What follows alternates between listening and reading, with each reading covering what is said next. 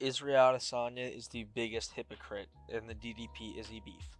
Now, Israel Adesanya and DDP have been beefing in the build-up to UFC 305. They've been beefing for a while, well over a year, and that's because Dricus du Plessis talked about being the first real African champ. But the fact that this is what it's come to, Dricus du Plessis responds to bizarre Israel Adesanya tweet comparing male genitalia. Now, that's not to say this type of behavior is not expected from Israel Adesanya because of all the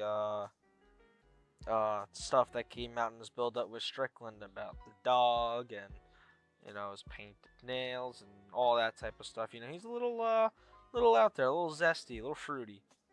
And I'm here to talk about the beef between these two and why Izzy's the biggest hypocrite. Starting off with the origin of the beef.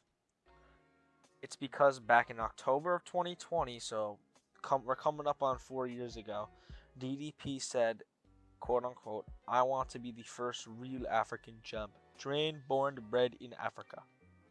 Now, if his definition of real African champ is being these three things, trained, born, and bred, all of that in Africa, then by his definition, he is correct in saying that he is the only for African champion, true African champion. Now, Usman, Adesanya, and Ngannou were all born in Africa and went on to become UFC champs, but they did not train in Africa. Now, there are circumstances as to why these guys had to leave, especially Ngannou's story. Ngannou's story. That one, that's the most. Yeah, you got to get the hell out of their story. But you have people like Israel Adesanya saying where's the quote? Forced to flee his home country, Israel Adesanya reminds Dricus du Plessis of African privilege with Abdul Razak Al Hassan remark. Now, if you don't know who Abdul Razak Al Hassan is, he's another African UFC fighter who no longer resides in Africa. He went to the United States to create better opportunities for his family because he had to, or his father had to. If we take a look, Abdul Razak Al Hassan, he moved to Liberia where a civil war broke out, and then his father got stuck and had to go fight, and they didn't hear from him forever, so he has to step up. He didn't eat once a day sometimes, if they even had food. Hard times, like this is, you're struggling, you gotta leave, you gotta try to make a better life for yourself outside of this country because it is clearly not working. So he goes to the US and he starts fighting. And yeah, that's why he left, him and his family left Africa or Ghana to Liberia, and he left Liberia to go to the United States to fight and try to make a better life for his family back in Liberia.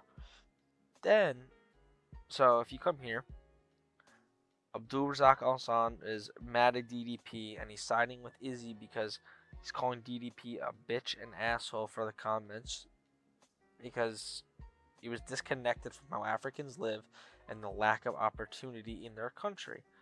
Quote unquote, if he's a real fucking African and lived in Africa, he would have never used that fucking word. Now, he did not say the N word, which is what I would have presumed. This is what I thought he would have said if this is what I read. If he's a real African and lived in Africa, he would have never used that word. That makes it sound like Dricus, a white African, said the N word, which he didn't, but that's besides the point. Completely justified reason to flee the country. Like, you have to get out, make a better opportunity for yourself. But he isn't mad at Israel Adesanya grouping him in. He is saying that he and Abdul had to flee their countries because they were forced to. So we're gonna take a look. Servants bathe him. So Israel Adesanya in Nigeria had servants.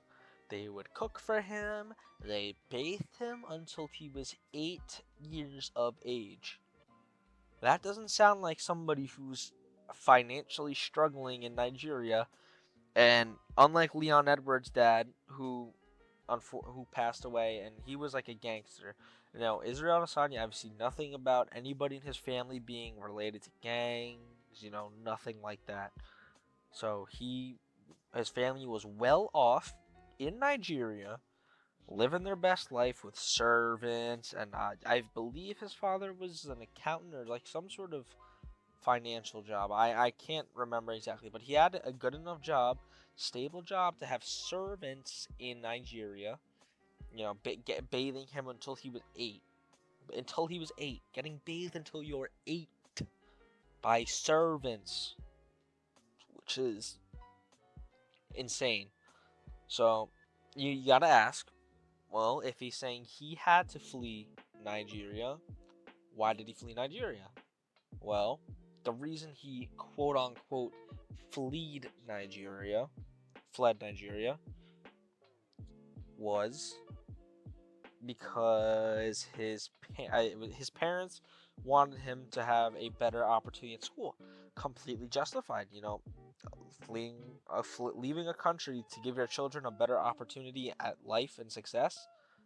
100,000%. Yeah, family relocated to New Zealand seeking a better life with education prospects more readily accepted in the Western world. So basically, they're saying Western education is valued way higher than African education, which, that's not for me to decide. But if that's what they think, then they made the right decision. But you can't use the word flee.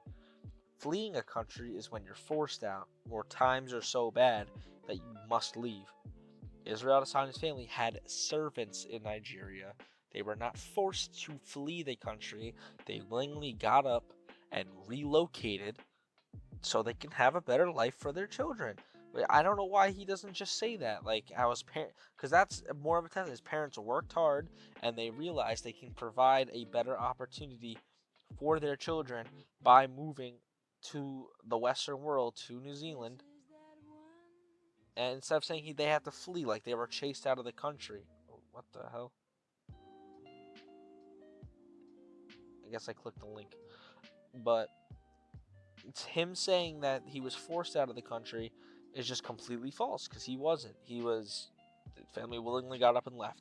So that's just the hypocrisy in both Abdul Raziz Al Hassan and Israel Adesanya, calling Dreykus privileged, and Abdul getting mad at Dreykus, saying he was privileged and doesn't know what it's like, and agreeing with Izzy when Izzy doesn't know what it's like because he never struggled in Africa. He had servants that did stuff for him. He was well off in Africa.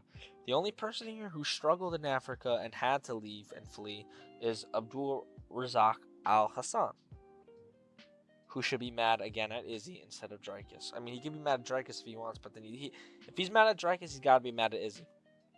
And because I'd be pissed if Izzy was like Izzy's trying to group them in together. I saw something where Izzy was like, yeah, he doesn't know what it's like. He doesn't know. Yeah, I'm also people like Razak and myself. He's grouping their two situations together. Were forced to flee their own country, or flee our own country because of better opportunity. Forced to flee here. Forced to flee. No. Abdul was forced to flee. You willingly left, or your family willingly left. You didn't choose that. It's just insane to me that Izzy can be that hypocritical and just so unaware of what is going on and how he words things and people's situations. And yeah, I just want to drop this quick little video because I've been seeing things and this headline pushed me over the top. I can't see Izzy headlines like this anymore. I picked Izzy to win because I think he's going to win. If you haven't saw that video, check it out. I did my full card predictions. But please, Dreykus, if there's one main event I'd love to get wrong, it would be this one. If Dreykus can beat Israel Adesanya, that would be fantastic. But I just don't think it's gonna happen. I have Izzy winning by round 3 KO. He's gonna catch him. And yeah, that's it for today. I'll probably drop a video tomorrow. It'll be just like an idea. I won't really relate to UFC 305. It'll be its own thing, and then I'll upload my reaction right after the card. And yeah, I'll see you guys in the next video. Peace.